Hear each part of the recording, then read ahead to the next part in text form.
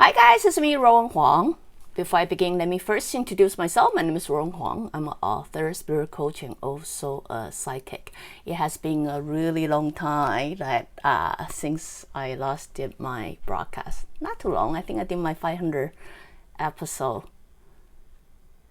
around New Year's, right? So anyway, the reason so is I realize I have a very difficult time breaking 500 because 500 is basically a milestone for me to think about where I'm gonna heading next, or am I gonna continue doing this.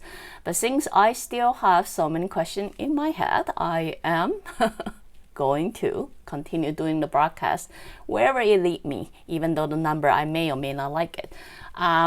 Wherever it lead me, I'm continue sharing that what is that I know with you all. So here I go.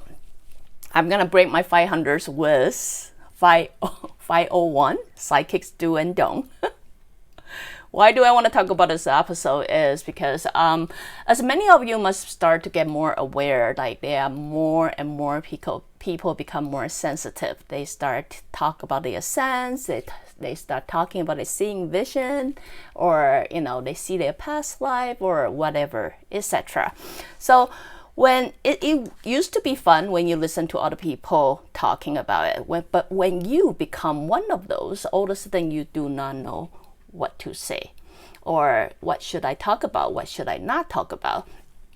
So in the past period of time, I did have many questions, or many of you private me message asking what it is like you are able to talk about, what it is you're not about to talk about, since you may start to realize the information is very overwhelming sometimes, right?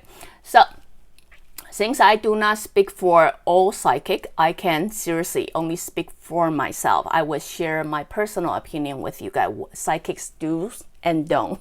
What will you do and what won't you do? I mean, I get it. Sometimes you have the knowledge or information. This is how I should clean my energy. This is how I should get rid of evil spirits. But understand, you are living in a society. Whatever you say or do can very likely create people the panic, or people are freaking out around you. Imagine that. If I do that all the time, people most likely would not listen to me. They would look at me and thinking I'm a weirdo, right? So be careful of what information you are going to spray.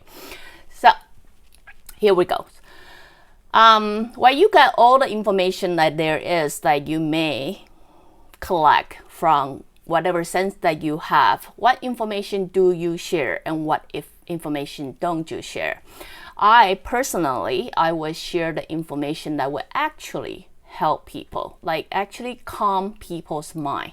So not with your perception of helping people, because understand that was pretty one way and is pretty objective. So what you believe is helpful may or may not be helpful. So what I would, and most likely you will understand when it's meant to be, it's not like you say it's going to control it, right? So I would do things knowing if this particular things after I spoke it is have ability to calm someone's mind. Not to help them solve the problem, but to calm themselves. If they are living in a very panic, fearful world or things like that, your job is really at this moment when you're receiving all the information, really spend some time to evaluate, is information I'm going to share with this particular person is going to make her fear go away or going to increase the fear in them.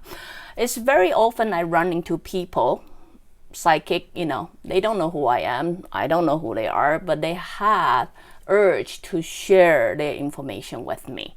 That is, oh, I see a ghost following you. Honestly, I really don't want to break their bubble, but if there's only one ghost following me, that's kind of nice.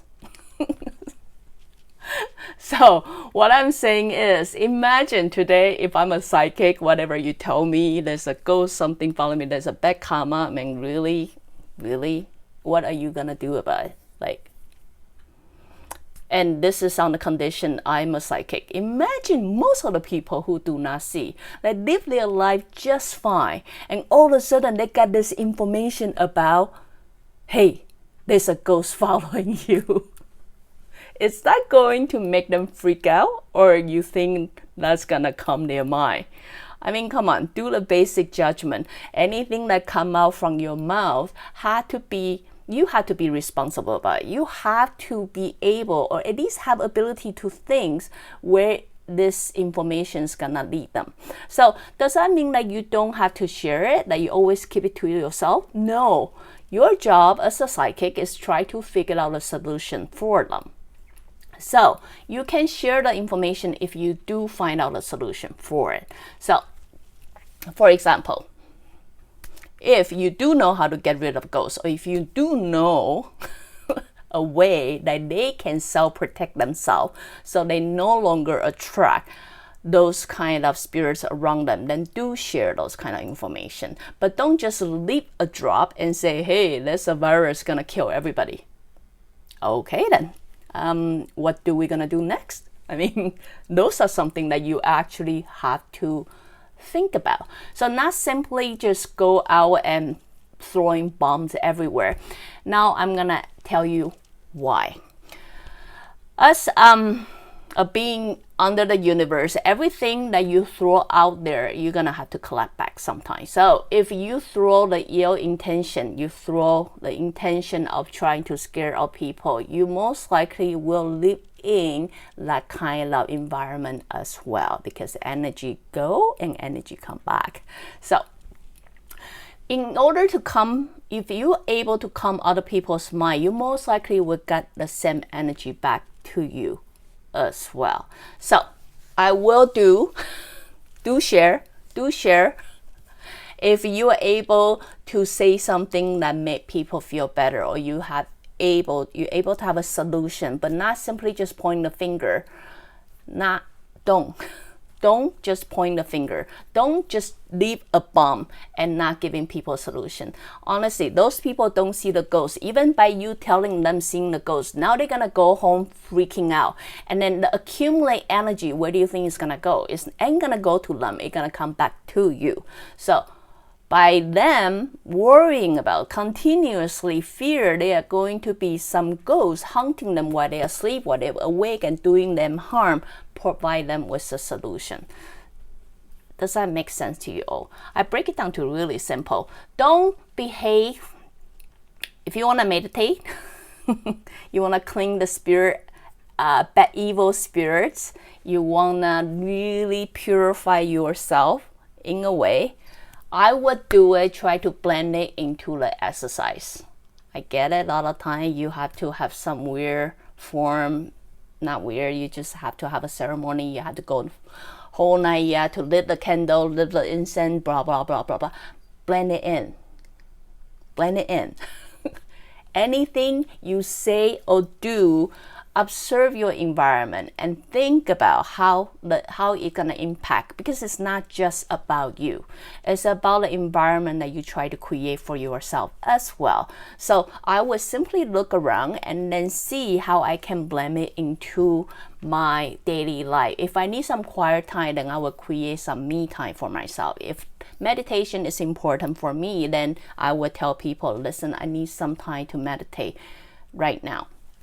So those are the things that I recommend that you can do. Yes, I mean, you can do whatever in your knowledge will help you purify yourself and keep yourself away from the evil spirits. I get it, I truly do. But there is a way, and I have tested so many ways already. There is a way that you can do it that people do not feel scared or afraid around you. Does that make sense?